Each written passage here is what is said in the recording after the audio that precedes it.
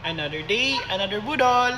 Hi everyone! So for today's video is, ayan, mag-unbox tayo ng na-purchase natin sa Zara. So without further ado, ayan, unbox natin. Again, disclaimer, itong item hindi sponsor. So nabili natin ito ng sale. Ayan. So without further ado, unbox natin! So ito yung part 3 na i-unbox ko sa Zara for this month. Ayan. So unbox natin. Again, yun ang pinakagusto kong part pag nag-unbox sa Zara kasi social niya. Ayan. Meron pa. Side to side. Ayan. Ayan na. So, pasensya na naka-boxer ako dito. Ayan, so unbox natin. So, inside this box is, tinanan! O, diba? Ang ganda. May paano sa Zara. May pa-letter something effect. Pero hindi to letter. Yung mismong order mo to.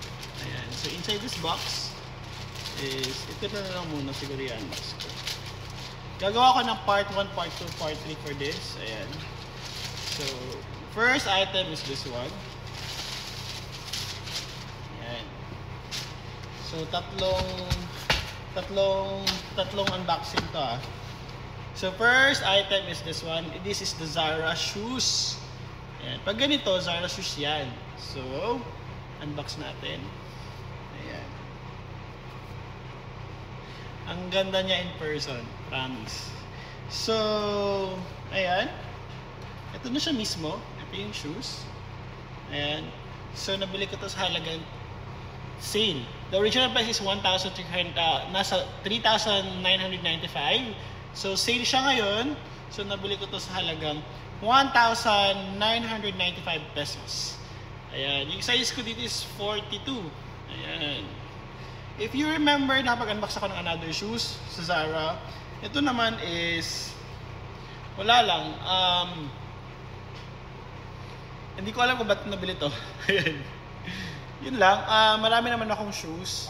And then, medyo chunky to. Wala akong masyadong, meron naman akong chunky pero hindi kasi to leatherette ang Zara. Pero the quality na parang medyo bulky siya and everything is goods na to sa akin. Ayan. Kasi ang dami ko ngayong shoes na ay mga pants na in-order from Zara din also na baggy pants. So, ito yung best way for the baggy pants na suotin. Especially yung kay Jared ba yun sa PBB. Ganun yung mga outfit niya today. Ayan. So, ito yung gagamitin ko for Fear God na pants ko. Together with this and basta yung nabili ko din sa Zara. Yun. Ito na yun siya guys. Ano tawag dito? Nakalimutan ko.